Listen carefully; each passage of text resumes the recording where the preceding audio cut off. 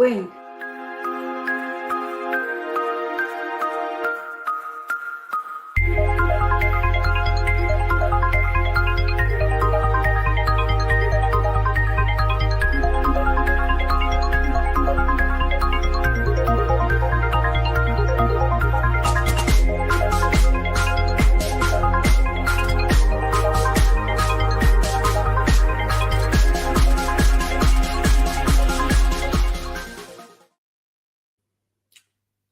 Hello everyone and welcome to our webinar. A huge shout out to everyone joining us in the chat. We've got people from Finland, people from Italy, people from UK. A very big welcome to you all, and we hope that you've had a wonderful break in April. Some of you have had a long weekend, so we hope that you're feeling refreshed and ready to embrace the rest of the year as we head towards and hurtle towards summer. So this webinar is for all of you who have maybe got a question. I've got ThingLink, so what can I do with it? Or maybe you're curious, you've heard of ThingLink and want to know what to do with it. So a big welcome to you all. I am delighted to be joined by the wonderful Claudia. If you haven't been on our webinars before, you won't have had the opportunity to meet our ThingLink Certified Trainer, Claudia. She brings the energy, she definitely brings the vibes. So without further ado, welcome Claudia. Thank you. Hi everyone. I'm so excited to be here. I'm so sorry the hay fever is having the best of me, but I will go through the webinar with power and I won't be afraid. And today we are going to foster digital literacy and agency with ThingLink. How cool is that? We've got packed scenario. So stay tuned because we are going to make you enjoy this session. That's for sure. Absolutely. I love your energy. You are just fantastic. And lots of good chat. Marit saying, Claudia, you are a star. You are a star, Mari. The wonderful James joining us from slightly sunny Scotland. He's over on the East Coast. So big welcome to you, James. We've got people from Tunisia as well. So please do share where you are in the world. And as always, we'll send an email, which will be a follow-up for you after the webinar. You'll get that about half an hour afterwards. And that contains the links to this deck. There's lots of links within the slides. So when you get the deck, make sure you click around. And we mentioned there that Claudia is, in fact, one of our ThingLink certified trainers. And we have a ThingLink Certified Trainer program. And if you would like to be part of that, we'll put the link in the email as well that you'll get. We'd love you to show us. And Amanda's joining us. Hello, Amanda. Another one of our trainers joining us from Scotland. Now, what you won't be aware of, because it's very, very new, but we have a new program that we've been running with our ThingLink certified trainers. And that is to give everyone a shout out with our ThingLink spotlights. So Amanda, you're here. We've got Marit. We've got wonderful blog posts, which are all about why you love ThingLink, what you've been doing with it, sharing your projects. So I can actually put this in the chat if anybody wants to go and have a look, so you can learn more about our trainers, which is hugely exciting. So with this webinar, we thought it'd be a really good opportunity to have a bit of a rethink about what we're about, and also really help people by giving them a bit of a leg up if they're just starting to use ThingLink. So yeah, we're going to go through some really nice examples. We're going to handhold you through that journey, but you are always welcome to ask questions. So if you have any questions at all, put them in the chat and Claudia and I will be able to answer them. Maybe other people can join in the chat as well and answer questions or give their views. It's one thing we love about this webinar. We always get great engagement and there's never any wrong questions. And we always try and put your questions on the screen as well, so you know we're answering them. And hi from Iraq, lovely to see you joining us as well. It truly is a global webinar. So moving on, so hands up who's seen the fresh new look for 2025 for ThingLink. So ThingLink's had its own glow up. Canva's had a glow up. They do it with big pizzazz. We had a little smaller announcement. So if you are going into your ThingLink account for the very first time, remember you can just hit the ThingLink, go to thinglink.com, and when you log in, you'll see that there's a lovely refreshed page. Everything's still there and more. So there's nothing that wasn't there before. So you'll be able to click on the resources, for example. There's our Learning Center. There's our ThingLink Certified Creator course, which is 10 modules you can get going with as well. Somebody was asking me about the 360 library, which is exciting. And just looking for the 360 library now, that's really easy to find, because when you hit the create button and right you go to the 360 image, it's right there. And it's got even better. There's more 360 images in there. There's some that we've created for you with AI as well. And we've even got 360 videos in there now as well. So do have a look at that. On this slide, we're very lucky that we've had a resource given to us by Andreas, who's our education specialist here at ThingLink. And if you click on the image in the slide deck, it will take you to this one, which is a completely interactive ThingLink. Of course, it will be a ThingLink of what the new interface looks like. So if you're wondering, what does this mean? What does that mean? Everything's got these wonderful tags on. I can put that directly in the chat, but it will be on that slide if you want to have a look at it. So Claudia, you've had a look at the new glow up. What's your first thoughts? Is it easier to find everything? Super easy.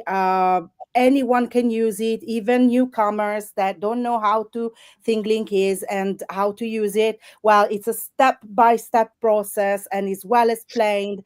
And you know, you've got visuals.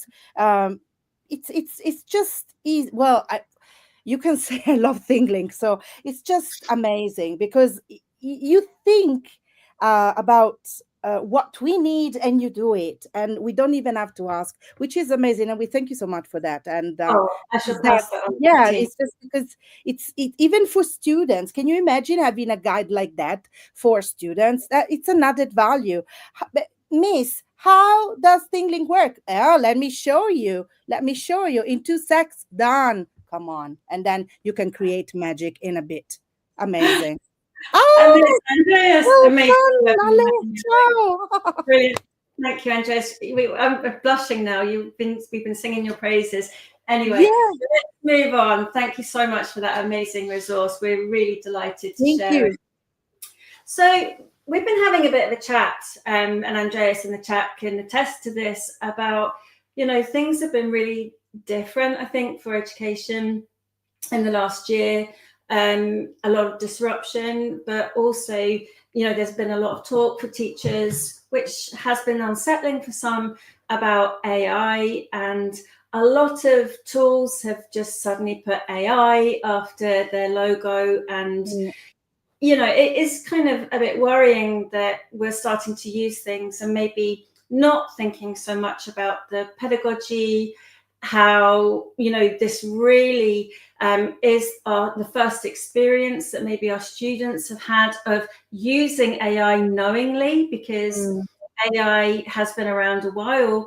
You know, whether we find suddenly that we get a recommendation on Netflix or Amazon, you know, a lot of these things are AI. Autocomplete, you know, when you use a Google search and it pops up with those answers, all of those things are AI and machine learning. So we thought, with all of this going on, it'd be a really good opportunity just to have a think about what are, you know, the reasons that ThingLink exists. What's the main drivers? What's our main messages? And I really am grateful to Ula, who was able to conceptualize these, and we've been discussing them. So should we start by going through them one at a time and just sort of having a bit of a discussion about it? Amanda's already put a nice comment in there. School before tool. Love the rhyming. Pedagogy before technology. So important. Absolutely. Well done. Before we used to have these T-shirts, and it said, less tech in, more teaching. Oh, wow. That's so nice. Anyway, so the first one there, capture the meaning behind student projects. And this is actually one of the reasons that I was drawn to ThingLink. It was about how can we have a picture of student work or a school values board, and how can we add students' voices to that? And that was one of the reasons that I thought ThingLink was able to do that, rather than just, you know, having a project that you created.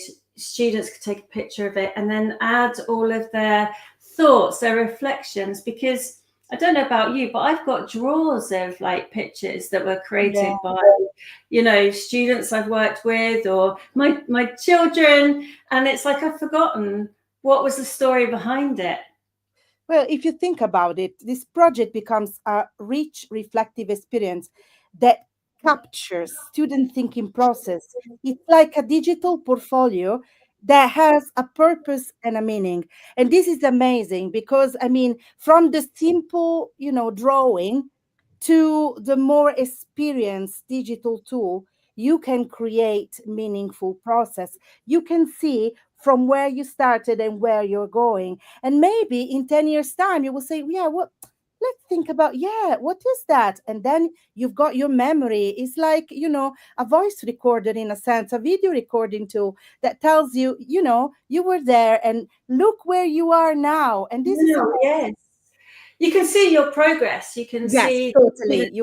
And that's the whole kind of point about having that kind of reflective practice, isn't it? And really understanding how we learn, which is all about metacognition. Of course. So, secondly, we've got simplifying the complex everyday objects and processes. PDFs, no more. I mean, how accessible are they? How accessible is, having, if I'm on the way to something, I don't want to read a PDF and go through it. And how can we make things accessible? How can we make them easy to remember, have a memorable experience? It's that stickiness, isn't it? And I'm sure you've got some nice examples. Exactly. Yeah, I'm thinking about the fact of accessibility when we break down complex topics into bite-sized student-friendly parts. And this is the added value, accessibility. So we're not going to have static handouts anymore, but we have handouts that are interactive and helps us understand complex topics. And this is the added value of ThingLink, because we can add knowledge to knowledge, but in a fun and meaningful way. Plus, if we let our students do that, so their agency gets better and better, and they get more involved in their learning, as you say very, very well, the sticky learning, so they will remember what they did and the process that help you arrive where they are. You see, that's the added value. And the accessibility angle of being able to access it anywhere, anytime, on any device as well. Yeah. So we're going to go into examples of all of these things and show you how to maybe approach creating these yourselves. But the third point we wanted to mention was making the inaccessible accessible and expanding our own horizons, and, having the ability to kind of go on a trip together with my colleagues to somewhere that we would never dream of going. It might be an operating theatre. It might be, a courtroom. It doesn't have to be far-flung places. It could be, partnership companies that offer kind of tours of the workplace to inspire my students. There are so many ways in which we can think of this, not just kind of creating virtual tours of, say, somewhere that we will go to on holiday. Yeah, but then even let's imagine we are in a class like that. We can go, like, we don't have walls anymore. We are immersed in another reality, which is a real reality that maybe we will never have the chance to go and visit. And this is amazing because we can go there, we can explore, we can listen to the sounds, we can hear people talking. And Amanda is right, interactive tours are fantastic for enhanced transition. There you go. Thank you. Neurodiversity. Yes, yes, yes. We don't have one type of intelligence. We've got multiple intelligence. And thanks to these tools, we can create magic, as I said before, and help every single intelligence to achieve its potential. And this is major. I know that some districts have helped every school to make their own virtual tours of the school, to go out, Yes. not just to learners, but to parents and carers. I mean, how many parents are really worried about going to school because they're worried about what it's going to be looking like? You know, it just helps to open the school up, doesn't it, to be welcoming to the community as well. And then you're not scared anymore because you know where you're going and you understand even before entering a place how this place is made and where are the fire exit. And well, more of that later, more of that later. Yeah, it's still my moves, Claudia. And then the last one there, which is about bringing context to life with immersive digital experiences. And of course, you know, we're talking about AI and there being a lot of disruption, and you know, getting back to kind of basics with ThingLink, which is about having something which can show authenticity. And that goes right the way back to, you know, capturing the meaning behind student projects.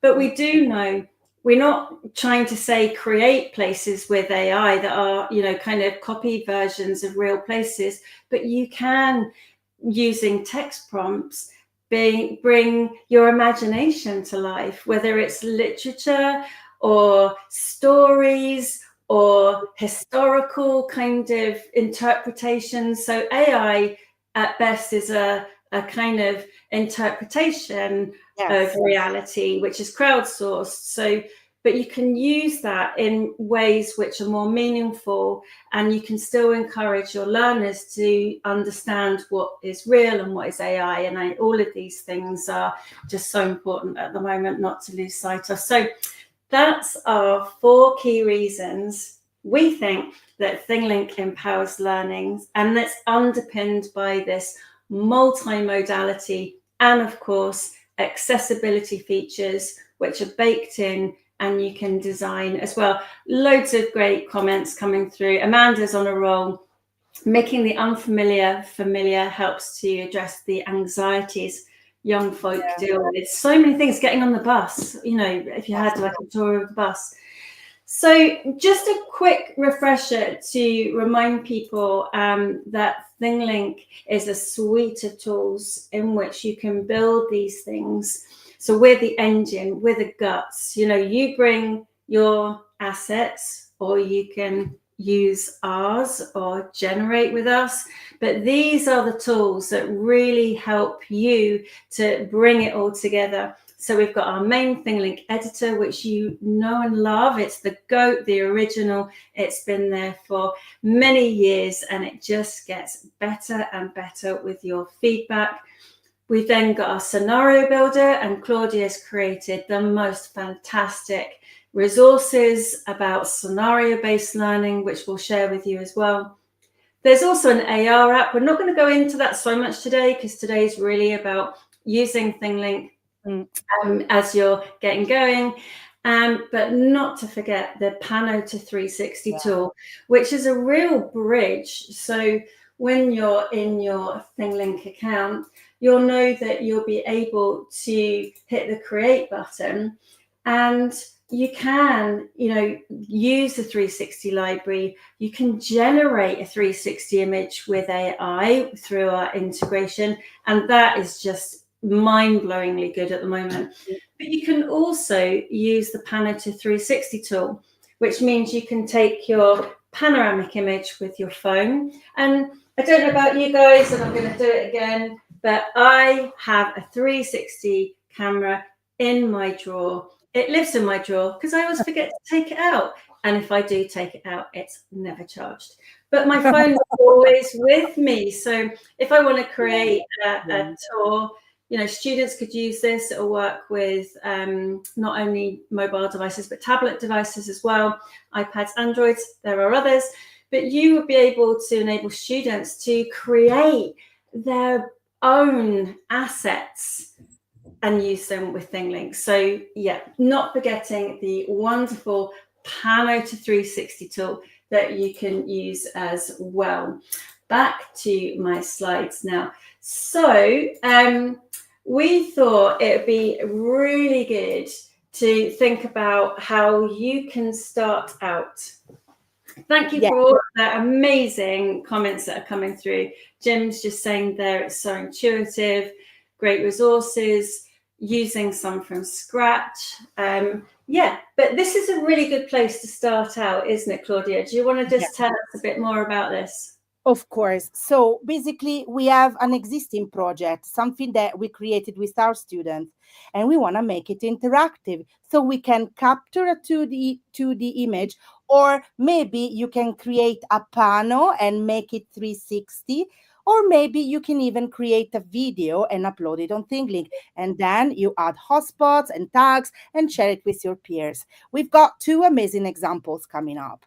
The first example is this is amazing. This is something that I used to do with my students. So basically, students have to describe their favorite rooms, and then they have to populate this room with objects, new furniture that can be cardboard, made with cardboard, foam, clay, fabric, Lego, Christmas light, everything to make it appealing and amazing.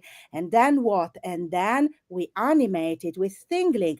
Why did you create this project? Why you decided to put this piece of furniture? Why do you think, wow, oh my goodness, wow. Yeah. So why, oh, hello, she's so cute. Why do you think it's important? When do you think you can use this project? Why did you do it? When did you do it?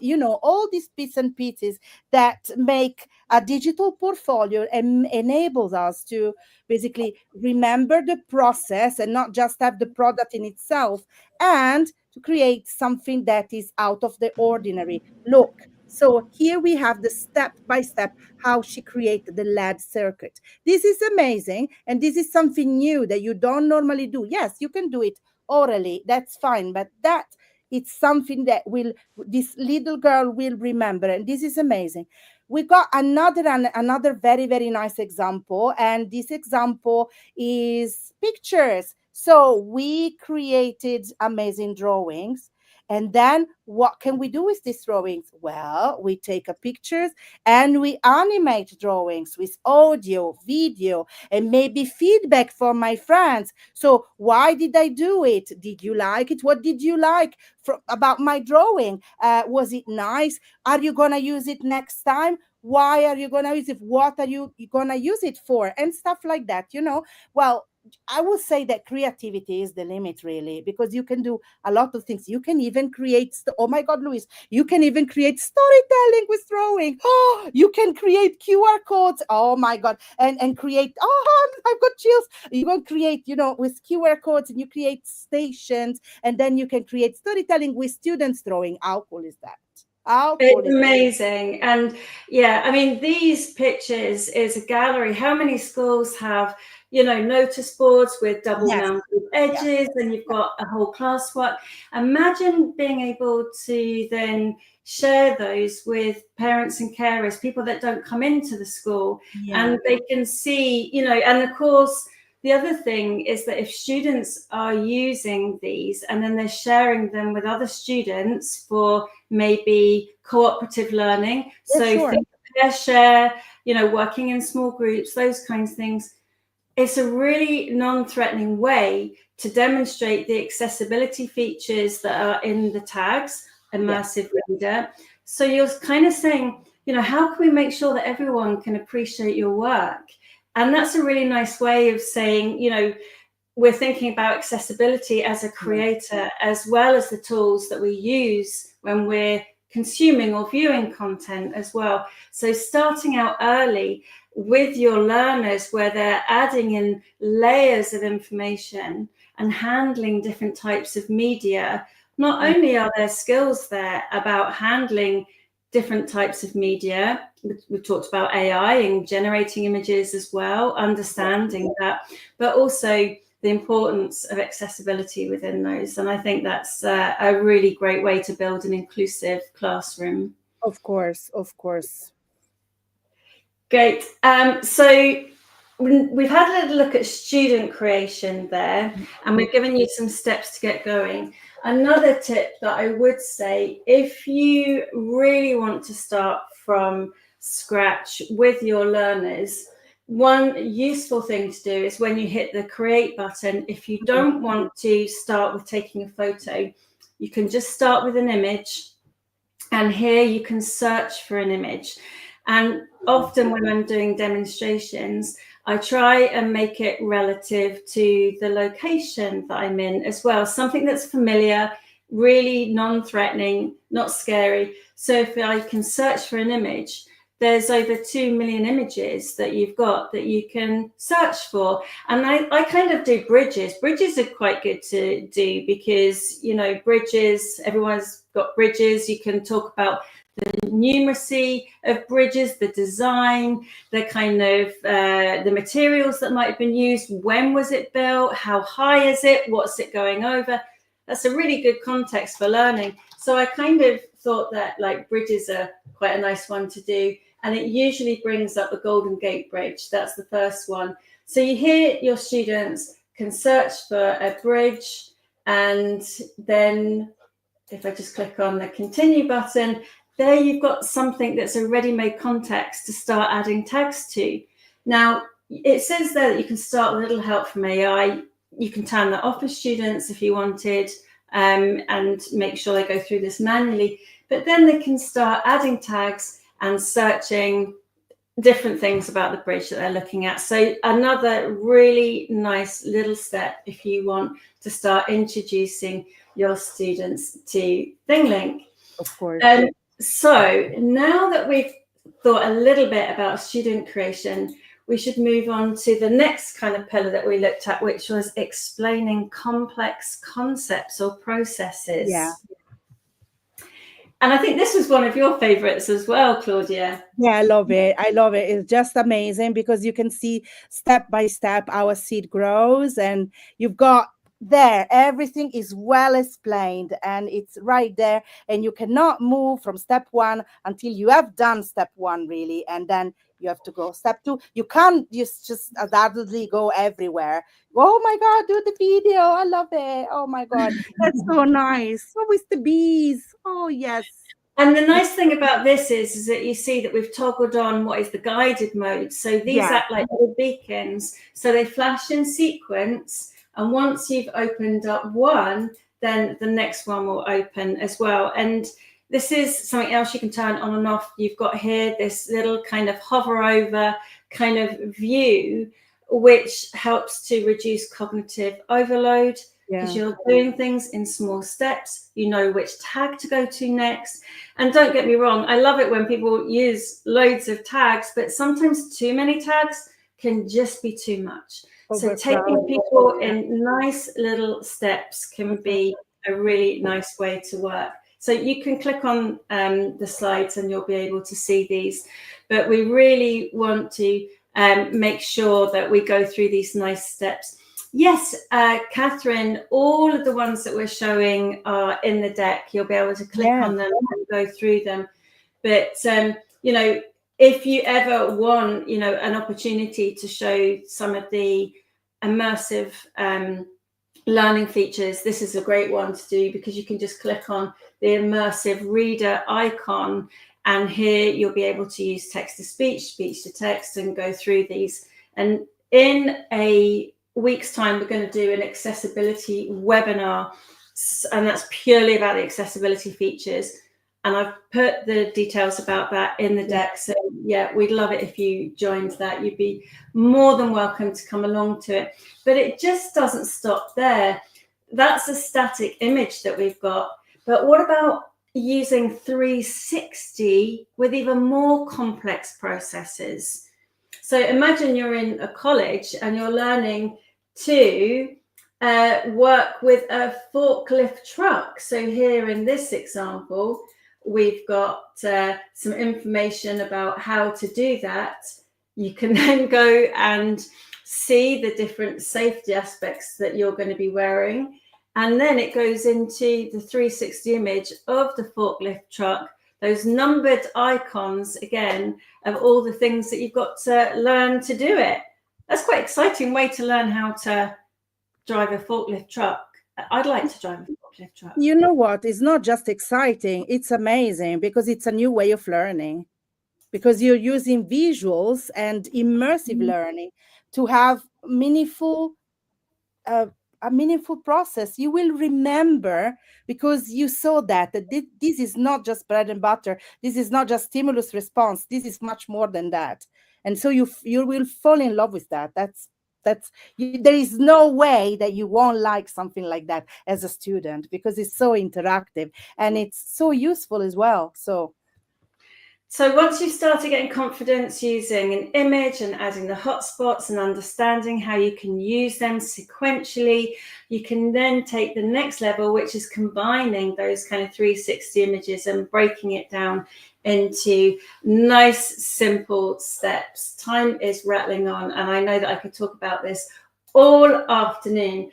So one of the other things that we thought would be quite useful is to, now we've talked about, an image, which was about the growth sequence. Then we've got the kind of 360 images.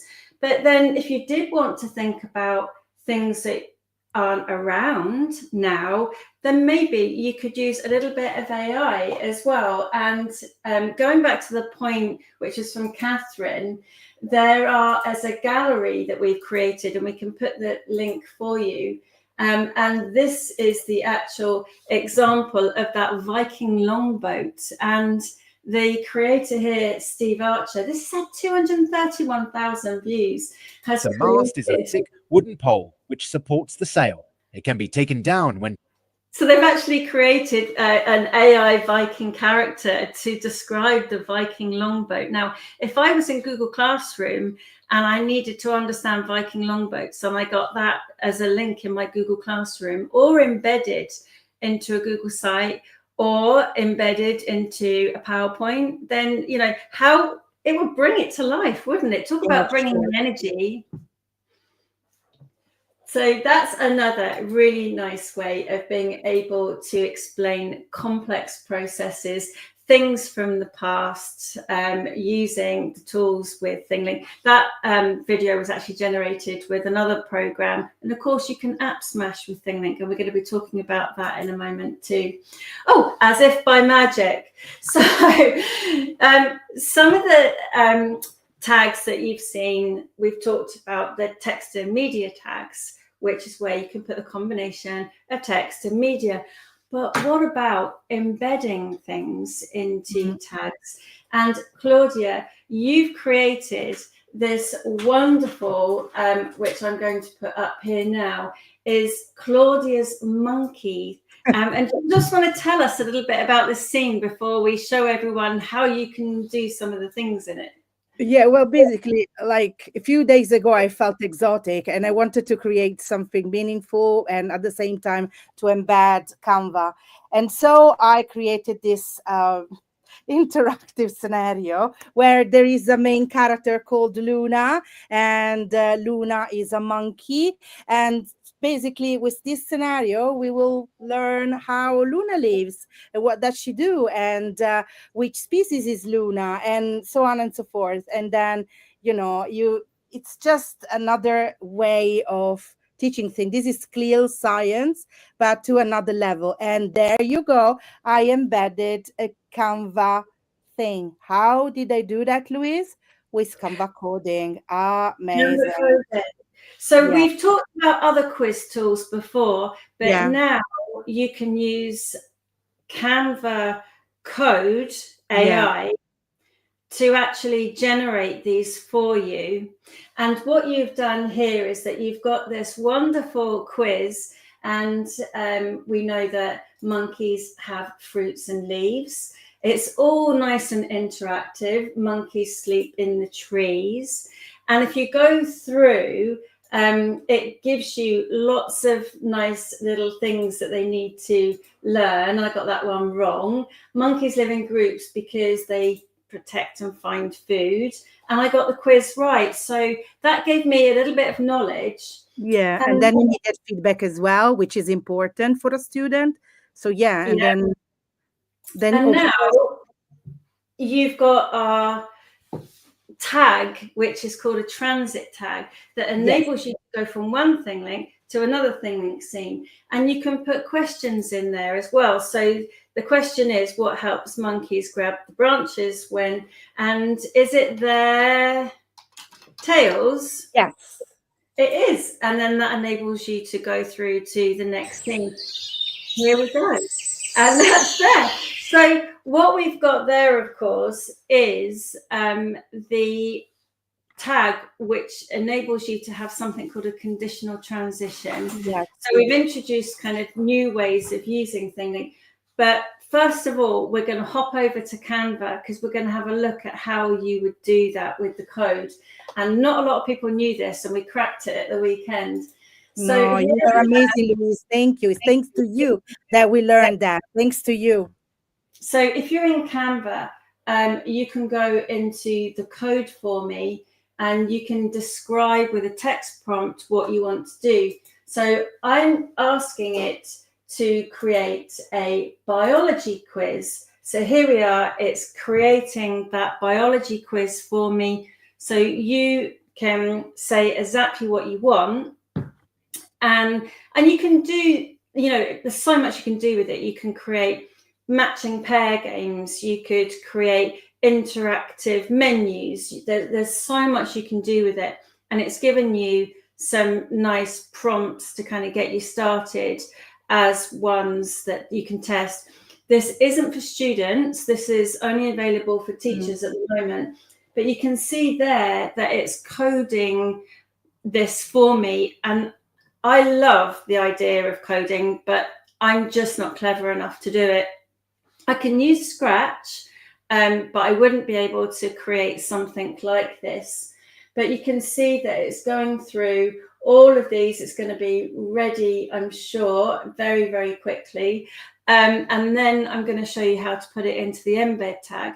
Now, the embed tag, you can use YouTube. You could use Google Forms. You can use so many different things with it.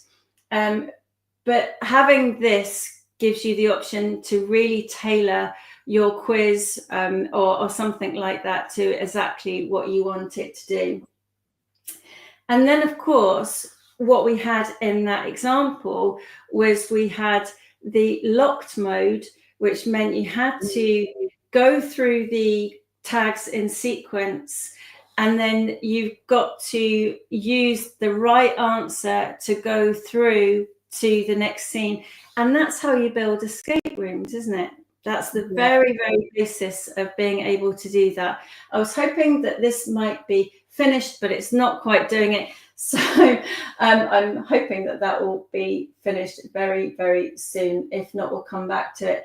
But you've built some really nice resources around escape rooms, Claudia. Yes. And we're going to look at those in a second as well. Right. Yeah. So just let me know. And are we going to now? I really want to just show everyone how to do it. I know. Right, come on, Canva. But if you think about it, for Canva, it's a matter of minutes. For us, it would take like weeks to do something like that. Because, I mean, it's just, you see, it's just creating coding. And for us, maybe we may make mistakes. Oh, hooray, we made it. Fantastic. So I just coded, well, AI's coded for me, my whole Biology Explorer quiz. And the prompt that was used is just this one, create an interactive biology quiz. How to get it into ThingLink? Well, click the use in design and it takes you to this screen. Yeah. Once you get to this screen, click on the share button and you can see that what we want to do is not actually there. It's in the see all. If I go to see all, you can see I get the embed. Click on the embed and then again, and you get two options. you get the option to embed the HTML code or the smart embed link. We're going to use the HTML embed code, and you copy that and then go back into your ThingLink. So I'm just going to go back into this one, and I'm going to click add tag and choose embed, and then I'm going to paste in that code, and there we have it. That's how easy it is to use. So now you can create whatever type of quiz you wanted and use it in your escape room before that conditional transition. So you can have the clue as being answers, or you could have a specific code word through lots of tags. So much you can do. So Claudia, I'm going to go over to you now, because you're going to just talk us through some of your amazing escape room resources that you created. Yes. And I'm going to put that on the stage, remove mine and add yours. There you go. For it. So talking about resources and talking about 101, so just useful resources to help us teachers and students to achieve our potential and create amazingness. I created like a booklet, digital escape rooms, and the very escape room that I'm gonna show you in a sec. So here is the to-do list. Here you have how to plan and create an amazing escape room. So basically you have to plan ahead, and you have to focus on what you would you like your students to work on, and what skills would you like them to develop, etc., etc. Then what are your goals? You need to give clear, achievable goals, otherwise they will lose their face and they will lose their happiness. We don't want to do that. We want them to be happy and to grow with us. So that's our goal. Challenges, diversified challenges to increase engagement and work together, because objectives, when you work together, are easier to achieve. Develop problem solving and creative thinking, and of course use it Vygotsky input plus one, that is to say, provide scaffolding and support just above the current level of learner's ability to promote growth, which is important and amazing. Of course, you need to build colorful immersive scenario, and here I'll tell you how to do that. And then of course you have a selection of super cool tools to create magic that I update weekly basically, and here you have all the selection of tools. And this is our previous webinar with amazing Andrea Fischer with us. This is like how to create and plan in seconds amazing resources and interactive hotspots. So I'm going to give you all that, and I would like to show you something amazing, that is to say, the escape room that I created, just to give you for instance, an example of what you can do. So I want to share this with you guys. So basically what you have here is you have a selection of interactive activities. For example, you have puzzles, you have crossword, and then so on and so forth. And then you go there, you got spot the difference. Well, you can say, yes, but this is for the target is primary school. Not really, because when you got learners that don't know English and English is not their first language, that could help them to achieve their potential as well. So then so on and so forth, you go there, and then you've got a clue. So spoiler alert, I'm going to give you the clue is number 6, and you go along, and you basically you go step by step, and you create the Alice in Wonderland characters, images, plot, and everything in a different way. You basically you're studying literature in a different way. You're analyzing characters in a different way. You're using a twist. It's something different, and this is the proof that what I'm saying is correct. That's amazing. So if you click here, you've got password protect. So let me write the password that of course I don't remember, and I'm gonna tell you what you find behind this curtain. So basically here you have a chatbot. You're talking to Alice in Wonderland. How cool is that? And you have that because you used app smashing and you use ThingLink to, to link and to bond everything together. And this is just another value that helps our students to, to achieve digital literacy and, of course, being agents of their own learning. And this is amazing. And, of course, to develop their metacognitive skills as well. So we are here, Escape Room 101. I would like to show you something else. That is to say, virtual school tours. Sometimes we want to empower our students and saying, okay, why not creating a virtual school tour, and why not helping me as a teacher to do that? So what shall we do? We need to create step number one. We need to create a storyboard or a planner. So what do we need? Which image do we need? Which messages do we need? Which case scenarios do we need? Do we need to capture 360 image, or 2D image will do? So we need to problem solve, and we have to think creatively. And of course, once we planned all that, we can add hotspots and tags, and of course, share our production. I'm going to show you a for instance that I created for a school scenario. So as you can see, this is a branch scenario. We're going to talk about that later. And this is just amazing because here you go, different branching scenarios talking about possible happenings in school, the lost backpack, the fire drill, what if. So we need to go through that. So I'm going to show you now in a sec. So this is basically the very beginning of the branching scenario with the message from welcome to greet teacher. That, by the way, it's me because it's a template, so it's me. But anyway, just so you know, between you and me, it's just me. Okay, so you got this, and then you carry on, and you say, of course, pay attention to the information on the board, and here you have an interactive board where you can see which information are important for you when you enter the school. So jot down upcoming events, jot down announcements. They're very, very important. You take notes because maybe once in a while, once every 2 weeks or once every, 7 days, you've got new announcements. So please be aware of that. And of course, important reminder, don't forget to annotate the list of important deadlines and so on and so forth. And here we're explaining, we're teaching our children to be aware and not to lose this important information.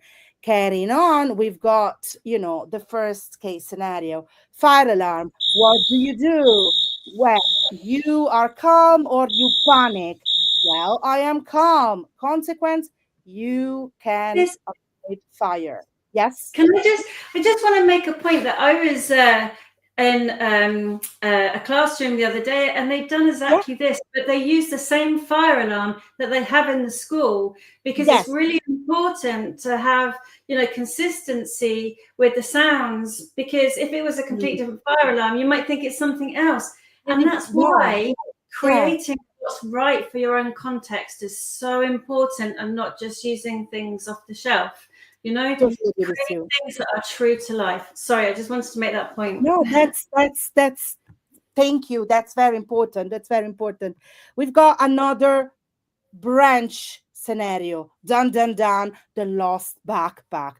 What do? You approach the teacher, or you attempt to re-enter the library yourself without permission. I feel exotic. I want to enter without permission. What happens? Nothing. I have to go back, and I have to approach a member of staff, and I'm going to get my backpack back. You see all these scenarios that help us, let's say, understand how school life works. And of course, are like a template. They serve as a template for our students to create their own branching scenario related to school tours. And this is a virtual school tours that they won't forget this time, because that's another value that they will be using very, very soon to help other teachers like them to, to not lose face and don't be scared and be out there without thinking too much. Amazing. So we've taken people on a journey, starting out with images and explaining complex processes, thinking about 360s and tours, but we don't want to not do this without giving Stanford University a shout out, because they've created a whole resource about students creating virtual field trip reports. And, you know, going on a school trip, enabling students to use devices to create assets, they come back to school and they make it themselves. And they discovered that the learning is so much more powerful with the agency they get for creating the assets themselves, categorizing the assets in folders, something we think we take for granted. So we just thought it'd be helpful to show what your journey might be with that. So think about the context. Your students can work in pairs or in small groups. They would collect the media assets and then build it with ThingLink and then present it together. And that's a really good opportunity to share with parents and carers and teachers, or for peer assessment as well. I'm racing through because I really want to make sure that we cover Claudia's amazing resources for creating scenarios. And I'm going to switch back to you now.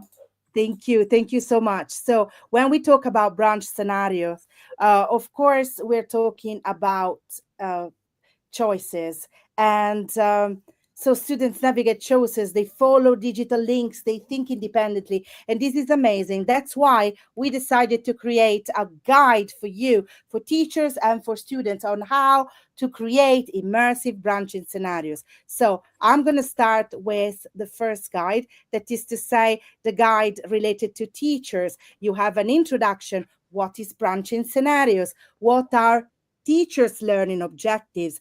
By the end of this guide, so teacher will be able to understand the purpose, to use branching scenarios based learning. I'm sorry, my hay fever is having the best of me. So that's very, very important. We have teacher professional learning outcomes. What are the benefits for students? Why do I have and invest in my resources in a branching scenario if I don't have like plausible outcomes for my students? So we have engagement, we have decision making, we have personalized learning, multilingual access, faster learning, emotional connection, social emotional learning embedded within ThingLink. And then, of course, a step-by-step guide where we take into consideration context, challenge, choices, consequences, and of course, contemplation. Step by step, we start small and we grow big. We test, we ask for feedback,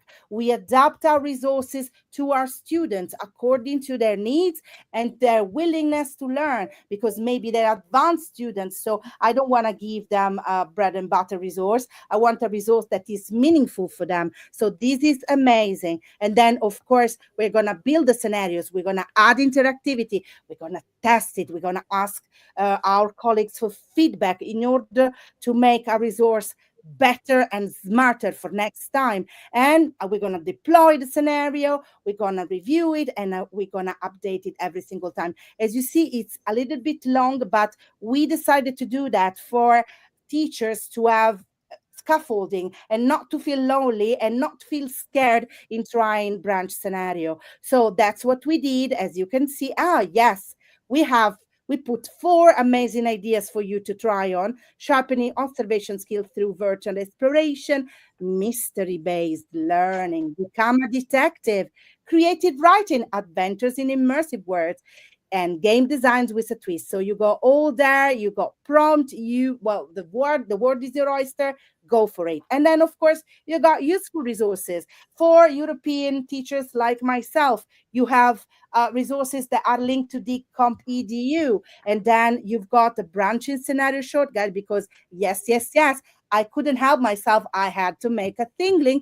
of this scenario, so of this guide. So you have the student scenario, so the 101 and the teacher scenario. And then, of course, you got team scenarios that I'm gonna give to you just to show you. And of course, it's Claudia and Louise at the ready for you if you have any question whatsoever about this guide. And then we have the student guide, that is more packed and is more effective. We tell our students what is a branch scenario, what do they have to do, what will they learn, the step-by-step instructions, and then plan your scenario and create things in ThingLink, add media and questions, and test it, because it's very important for them to test it, and of course share it. You've got everything in the short guide that I create in ThingLink as well, so no worries about that. You've got the step-by-step guide, but you also have this, and you have the checklist. Never do a project without checklist.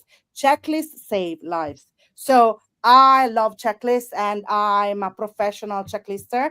I love that. And so I always decide to create checklists with criteria. And every time that I tick one, I feel proud, and I feel that I'm learning. I'm on a learning curve. I'm learning more and more. And this for me is very, very important. So I'm sorry, I'm just running, but I want you to have all the best that we can give you. But then you can calmly watch it at home, because you got all the resources that we can share with you. No problem. They're going to be there in the pack, in the deck that you receive later.